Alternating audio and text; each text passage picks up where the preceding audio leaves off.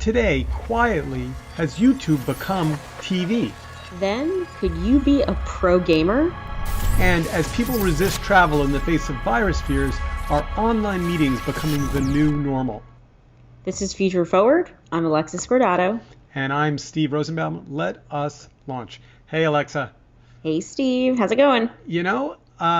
I have to say, as I started kind of getting my head around today's show, I was really thinking there are some things changing in the internets that maybe aren't getting front page news, and it'll be fun to talk about them for a change.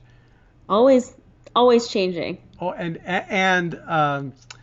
our pro gamer story comes to us today from our friends at IEEE Spectrum, who always come up with interesting, unusual stuff. So we're going to talk about the pro gaming phenomenon. But let's start with YouTube. So, do you have a cable cutting strategy? I wish I could say it was a strategy. It's more just like I don't pay for cable, and then if there's something that I want to watch, then I subscribe. Like I really wanted to watch Mandalorian, and so I did subscribe to Disney Plus. Interesting. And then so here's the thing about YouTube, and there's a bunch of YouTube stories that came up out of this that we can poke around at. But the first thing is when you're a big company like Google, or Apple or Amazon or any of those guys, you don't get excited about, $1 million opportunities or $100 million opportunities. You're looking for $1 billion opportunities. So somebody in Mountain View, I guess probably 3 or 4 years ago, maybe longer, said, cable. If every household pays somewhere between $50 and $100, that's X billion dollars in revenue. And if cable cutting is going to essentially put all that money up for grabs, why would we not want it? And so first Google was like, hey, try Google TV.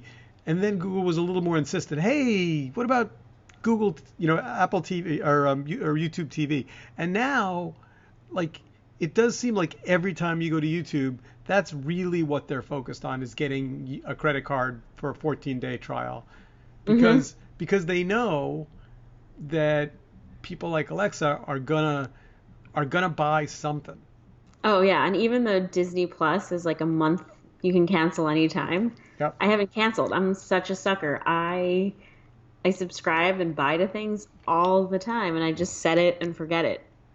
Yeah, someone's going to build an app, like an auto cancel app. All the things. All right, so let's go back in history a little bit. So The Verge wrote this terrific piece, essentially, imagine a world without YouTube, and it was Catherine Virginia wrote it, and 15 years ago this month, one of the most important web domains in history was registered, youtube.com, 15 years ago. And Yep. And if you think about where YouTube's come from, I mean, maybe little known fact if you're not a web video hobbyist as I am, but the thing that they built was really just starting to take off. And I don't know if you remember, but Viacom was on the verge of essentially suing YouTube out of existence. Yeah. And the secret of YouTube was that a lot of its success was in copyright violated stuff. So yeah, they populated the entire original YouTube with existing content. You didn't have online content creators the way that we have them now. Right. So had Sequoia not essentially said, gentlemen, come, let's go sit at the pancake house and talk about how we're going to save your bacon, metaphorically, and we're going to sell you to Google for $500 million, which back then was a lot of money. And Viacom is going to be less likely to sue Google than they are to sue a little standalone Sequoia-backed video startup. The other thing is that Google had been doing Google Video rather unsuccessfully trying to, there was a buy build thing going on internally, and they had built a competitor to YouTube, and it hadn't really taken off. And so, let's play this out for a moment before we get to YouTube being the future of television.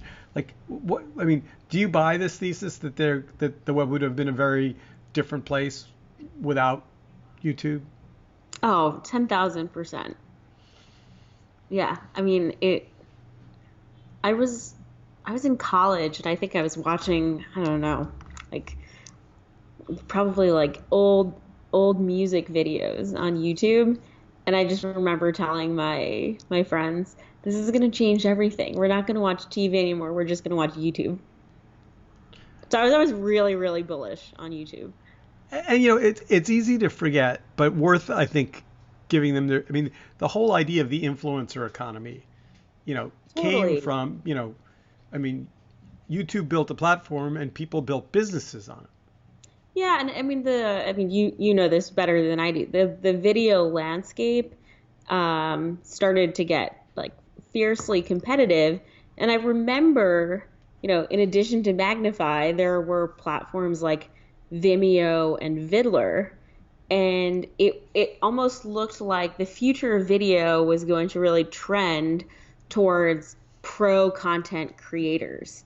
And YouTube really just swung the pendulum in the other way, and they are what they are now.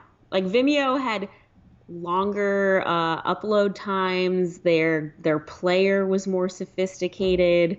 They had analytics for the creators. Like there were a million features that other platforms had that YouTube didn't. But YouTube had the content. It's interesting. See, I also think because they had Google money behind them, they had a much longer runway than anyone else. They had the Google runway, but then they had, I think, the power eventually of search. Yes. And then once they became integrated into Google search, and then you could search for videos, it gave them such an advantage. So if you go through, we'll put the Verge link in the show notes, but if you go through kind of the their timeline, it's for me it's a little emotional. I'm like, I remember that. Mm-hmm. But like, so now we are midway through the article, and they 2011, 2012. This was when everyone decided that it was time to essentially, go after YouTube because it had become incredibly powerful.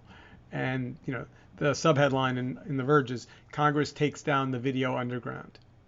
And that's Yep. right. And there have almost always been two parallel YouTubes, right? There was the YouTube that was commercial and it was high quality content and it was branded content and it was ad friendly and all that stuff. And then there was the revolutionary YouTube, the protesters, the Arab Spring, there was this other YouTube that was on the verge of wherever the revolution was taking place, and it was being powered on YouTube. Yep. And I think that's been hard for them. Yeah, but at the same time, they are trying to be all encompassing, right? So trying to be everything to everyone. But like, for example, there was an ongoing battle between YouTube and the music industry. Mm-hmm. With Vivo caught in the middle, sort of ish, but owned by the music industry. Yep. So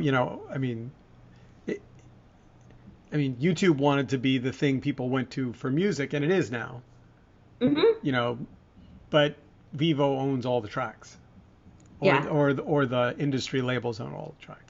And it's wild. Like when I'm abroad and I don't have access to TV, if I do want to just veg out at the end of the day, it is easy for me to go down a YouTube rabbit hole. Like I think it is definitely a substitute for regular television. so one of the things that's going on this week, we didn't pull any clips on it, but it's like there's a battle going on between YouTube TV and Sinclair now owns the Fox local affiliate networks, a number of the local sports networks, and there was some battle over license fees, and I guess Sinclair said we're going to pull the plug on YouTube TV. And at the very last, this is a standard thing that happens between content makers and distributors, is that there's this, it's for broadcast television, it often happens right around Final Four, like when there's a great big sporting event and everyone's going to want to watch it. Like the people that own the sports rights are like, yeah, we're going to need some more money now, like today. Right. Yeah. And what's interesting is even if the rights owners play hardball, somehow it's the distributor that always gets the blame. Yeah. I mean, that's lose-lose almost in YouTube's case. So it's interesting. But this is you're an interesting case study because you bought Disney Plus for Mandalorian, but you haven't bought YouTube TV. Right. Because there's just so much good free content on YouTube. So there's nothing. Well, see, so you're the customer they want, because right now, you're gonna subscribe to one of these bundles is gonna get you, eventually. Maybe, yeah. I mean, at the same time, though, I think there's I pay for Spotify Premium, and they do a deal with Hulu, and I should probably consolidate, and I just don't. I could save I don't know, maybe $5-6 a month, and not pay for both, and just pay for the one bundle, and I'm just too lazy. Just the other day I was talking about you, and I said, Alexa's so lazy. Boy, she's like, when I look in the dictionary under lazy, your name comes up. So now we're into 2015, and The Verge calls that the backlash. The internet interprets censorship as damage and routes around it. That's interesting. There was just this week a ruling about YouTube and censorship, in which a particularly spammy garbage network, Prager University.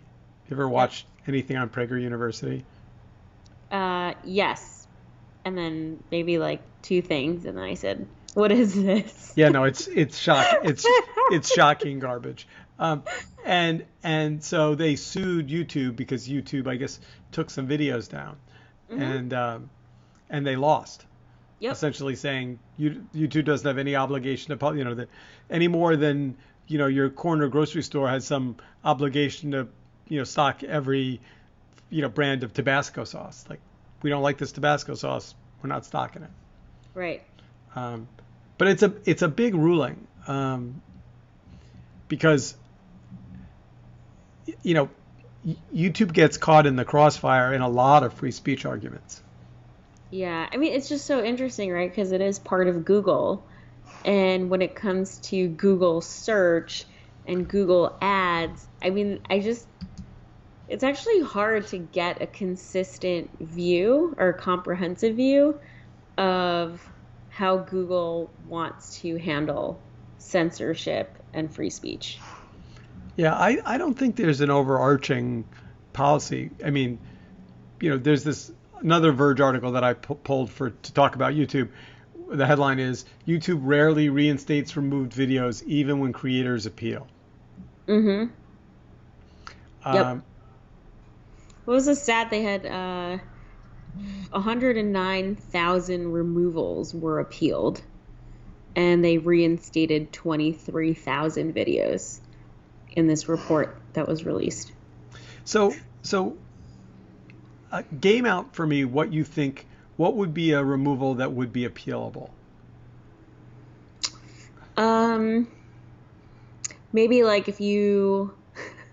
if you're an artist and you have I don't know, you're like a dance troupe, and then you're dancing to like a remix of a bunch of songs that you don't have like the copyright to, but it's taken down. So I think YouTube's the way they solve that now is they simply say you can't monetize it, and we're giving any revenue to the song owner. They essentially just say, great, if all you want is to play the music and the songwriter doesn't mind, if the label doesn't mind, we'll just give them all the revenue. Yeah. Um, so I get a takedown notice about once every year and a half. Um, Pam and I did a video, a music video in the days after 9/11 with the band, with Ed Kowalski and the band live. And um, we provided the video, we shot it, it went on VH1. He provided the music. He's since left his label. And so some robot somewhere scans the internets and finds a pattern match and goes, wait, that song is in our catalog. And then we get a takedown notice. And then I have to go back to YouTube and say, we've been through this every 9 months for the last 10 years. You know, we made the video, they own the music. And then I have to go back to UMG and say to them, listen, if you're going to keep filing copyright claims against us, we in turn are going to file claims against the video that you have on all of these DVDs you've published without our permission. And we're going to be in, and then they go, oh yeah, we remember. Because the thing is, the people that did that deal are long gone and no one wrote it down. So it's going to keep getting turned up. We win that every time, but it's stressful.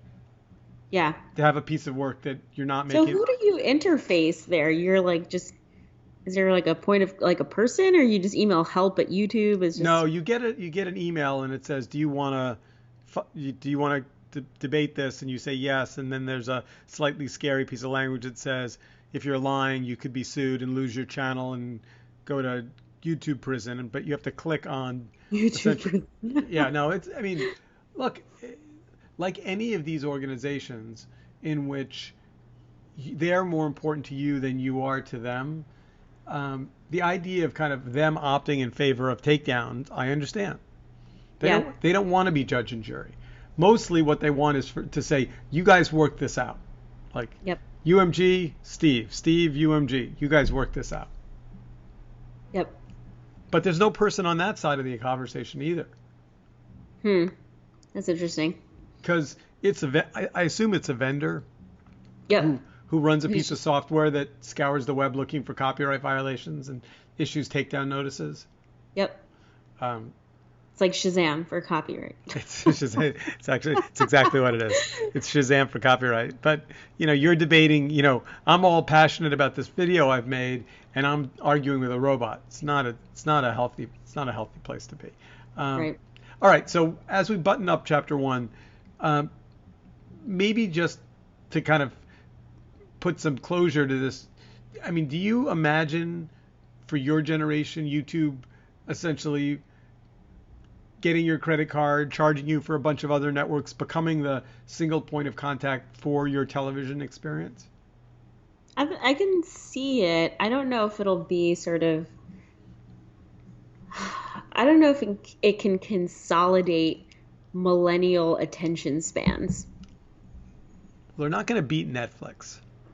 Well, the thing is, if attention is the thing to consolidate, it's already too fragmented in the sense that, yes, I might subscribe to premium services, but we already have new platforms emerging like TikTok, which you could say are going to be competitive. And there's Instagram Live. Like, there's just so much out there that is saying, hey, pay attention, look at this thing. And I mean, it's actually scary.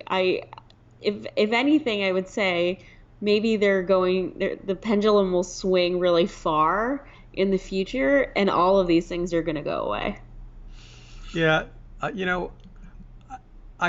think you're an anomaly in that most people don't want to pay for more than one thing, But again, the power, the reason why YouTube is going after this is because at the end of the day, either you're a subscriber to Showtime or you're a subscriber to all of these middle market cable channels through some other bundle, or you're a subscriber to YouTube TV, you like your YouTube thing, you pay for these other things, and all of a sudden YouTube has the power of owning the relationship, right? That's really what it comes down to, is who gets the credit card swipe. Right. Because all they have to do is raise their prices by 25 cents times X, 100,000 million subscribers, that's a real number. Like, I mean, that's what Netflix has. Yeah. All right. So, YouTube, future of TV. The answer is yes. The links that we're going to put in the show notes are really interesting. Read it. We'd love to hear from you guys. Tell us we're wrong. But I wouldn't bet against them. Let's move on to this pro gamer thing. So I knew nothing about this. Really? I mean, there's a great documentary on Netflix. What's it called? It's about League of Legends. Okay. It's about Riot Games and League of Legends. All right. And if you know nothing about it, it's like a good primer on this world. All right. To be fair, I don't know nothing about it. I certainly understand I'm not a, get off your lawn. I get that, for a big group of a generation, watching people play video games is no different than watching them take a stick and swing it at a little ball, or take a bunch of tall people and run up and down a piece of wood and throw a ball in a hoop. I mean, it's just, I do understand that watching gaming tournaments is just as entertaining for a gamer as watching a basketball or a baseball tournament is for an athletic fan. That being said, though, I guess I didn't understand that you could go pro. Yeah. There's so much money in it because you're getting sponsorships and the economy around it. I mean, if you watch this documentary about Riot Games and League of Legends, I mean, it talks about their first live tournament and then how it grew year over year. And they sold out the Olympic Stadium in, I forgot what Asian country, maybe China. Yeah, they sold millions of kids. I don't even know if they're kids, or maybe adults too, but. So what is a pro gamer? So this is an article from IEEE Spectrum, and it says new academy helps esports players go pro. So it's a training school for people that want to be. Now, reading between the lines, here's what I couldn't tell. There are lots of people that have modeling agencies and pro sports train. Like, there are lots of people who take wide-eyed young aspirational wannabes and make them pay for headshots, and they never make it. So I guess my question is, do you think the Central Academy of Gaming actually is developing the next generation of pros, or is it just taking $150 from willing parents and desperate kids? I think it's the same thing, regardless. Like any trade school, it's always going to be hard to be best in class, right? Like, there are, basketball, soccer teams all over the country, and how many people are actually going to go pro? Yeah. Right, and think about how many kids study business in school, but then fail at entrepreneurship. All right, it's the same thing. But what would be, all right, so here's, I guess, what I don't get. So I'm a gamer and I'm really good. Yeah. Like, what is the thing that tips me over the line from being really talented at playing League of Legends and me being a pro and getting sponsorships? This is so wild, because I was talking about this recently, because my cousin, he stopped playing League of Legends, but he was ranked like as a top 100 player in North America. So that it's actually very, very hard to be that well ranked. And of course, my aunt was just giving him shit for playing this video game, and I kept saying, "Oh my gosh, he can go pro."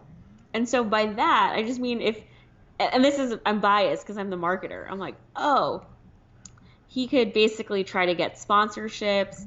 He could sell merchandise. He would join a team, right? And then they would compete, and then there would be prize money, endorsements. I mean, it's like it's the new creator economy, right? But instead of producing content, you're playing a game. All right. So let's keep going. This is so. First of all, why did he quit? He was ranked Because he had to go not play video games all day and study and go to school, like, the traditional thing. All right. So here's, I guess, what I don't get. If I'm so League of Legends is a Riot game, right? So if I'm a League of Legends pro, I can't be wearing a competitive studio logo, can I? Probably not. No, but like League of Legends is your world. It's your game. Right, but like what are the orbiting brands around that world? A soda brand, a movie, like what are the, like Pepsi, Coke, sure, okay, Nike, not so much. Like I'm just trying to imagine where the sponsor money is coming from. If what I'm selling is gaming gear. So yeah, so I mean, well, it doesn't have to be gaming gear. I mean, it literally works like any other professional sport. And so if you're a gaming athlete and you want to be endorsed by, say, Samsung, I mean, you could be endorsed by IBM Watson, like any company that's trying to reach that demographic then could potentially be a sponsor. So Fritos. Sure. Snack foods. All right. Okay. Mountain all right. Dew. Yeah. All right. And there are, and what this article says, and what I guess you're kind of confirming is, it's not like pocket change we're talking about. We're not talking about like beer money. We're talking about. We're talking about like six figures, maybe $1 million, $2 million bucks, but it just depends on how good you are. But again, it's only like it's like any professional anything. It's like the top 1% or even the 1% of the 1%.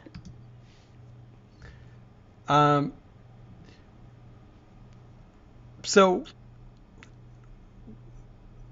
all right. I think we're gonna do a whole episode on gaming. The best analogy I can give you that maybe you can wrap your head around is think about the creator or influencer economy. Like everyone has a blog, anyone can post videos on YouTube, but there is a class of creator that's making their living full time doing it. All right. Yeah. But just for those of you listening at home who are thinking maybe you should jump into this, it's super hard work. It's hard. You're basically like not sleeping, showering, eating. You're just playing video games. It's like a job. Yeah, it's like a job. All right, so moving on to the last chapter, chapter 3. We're in the midst of this crisis. We don't know where the bottom is. It might be 2 weeks from now. It might be 3 months from now. Or it might be, Crisis, coronavirus crisis. Yeah. But one of the things that you can feel changing in the tech world is people. So, for example, not only is Zoom, the video conferencing company stock, gone through the roof, but I guess there's another stock called Zoom about an unrelated company that has nothing to do with video conferencing that people are buying by mistake. And that's also going through the roof. Yeah. Which means they're not very good stock pickers, but that's beside the point. One of the things that you're hearing a lot is, we're going education. We're going to close the campus, but we're all going to do our work from home electronically. We're not going to have the physical conference, but we're going to have the meeting digitally online. Like, it does seem like a lot of these non-proximity digital platform tools that have been out there are now looking like they might actually become, the next way people communicate in terms of tech and media events and conferences. Yep. I mean, you know me. Anyone who listens to this podcast knows that I'm bullish on remote work and not that I want people to get sick and that I want this to be a thing, But if there is a silver lining, it's that this is an amazing catalyst in getting organizations to understand and embrace remote work out of necessity. So, have you ever done a VR headset meeting with all people in VR? No, that I haven't done.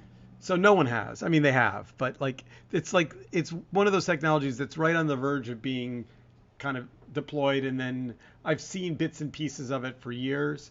But like I almost found myself thinking, you know, if you had a conference and you want someone's going to say we're moving this entire conference into a what was the original platform for VR? The name is slipping my mind. Not something Life. Second Life. Second Life. We're moving this entire conference into a Second Life environment. Like someone's going to do that, right? Yeah, for sure. So would they ship out the headgear to everybody? Would that be the compromise? I don't know. I mean, I was definitely in some headquarters or something. Oh my gosh, I totally blanking where this was. But they really built like a virtual teleconferencing center where it was almost immersive, like think video screens around the entire room and then multiple cameras so that they could replicate almost like a board situation. And even the way people were seated in one conference room, the view on the screen extended the table into the other conference room on the other side of the world, wherever they were. Yeah, I've seen a bunch of them that almost look like they work, but haven't seen any of them work. Yeah, it might just be too hard to. I mean, I do so much video conferencing. Like I'm on a video call 7 hours a day. Really? And it's like this. It's like recording this podcast. It's I don't know. Would you want to mimic a, say, professional recording studio recording this podcast? Would that be additive to you? Yeah. Where No. it was like you and I like seated in a third space. Yeah, maybe not. Maybe that's the answer. All right, so we're just about out of time, but I do want to spend a minute and just kind of go back in a time machine. I think it was, I'm gonna say 2006. Yeah, it was 2006. I was at a conference, a TED conference, when a guy who I'd heard about but never seen before got up on stage. His name was Larry Brilliant. And, not to make the joke that everyone makes, but he was a brilliant guy. He was brilliant. And he had brilliant children whose names were brilliant. But that's, and he had already eradicated smallpox. This is a guy who literally cares about pandemics. And he said in this room full of smart people, I want to build a system to discover and alert global pandemics before they spread. Mm-hmm. And I only vaguely remember how he proposed doing it, but it had something to do with tracking, not social media, but like web searches in real time so that you could see when people were starting to ask the question, like, what is it? He had figured out a way to essentially build an early warning system for, I guess bird flu was the concern back then, and raised the money in the room and built it. And it's been, I think, reasonably successful. But I have to tell you, I've lost track of both him and his work. And I went online before the pod to say, presuming that he was deep in acting on and speaking about what's going on with novel coronavirus, and didn't see much from him. So I don't. We'll put the TED Talk in the notes, because I have a feeling that there's either a thing that's still functioning that needs another burst of attention, or maybe it ran out of money. I don't know what happened. He ended up at Google, running Google X for a while, and then he ran the Skoll Global Pandemic Foundation. I mean, he has been at the forefront of this issue, and I can't find his name in the current debate, and I don't know what to make of that. There's just so much out there, right? Yeah, but you like to think, much like solving smallpox, once you build it, you shouldn't spin it down, right? I mean, it shouldn't be like, because the thing about global pandemics is, like, what scientists know is they're gonna happen. Right. Like, this is not a if but when conversation. Yep. Anyway, so one of our listeners or viewers, if you know where Larry Brilliant is, ping me, because we'd like to hear what he thinks. And with that, we are at the end of another fabulous show. Wash your hands. Stay safe. Indeed. Have a safe flight back. Don't go to Italy. Yeah, don't go to Italy. We'll see you next week. All right. See you.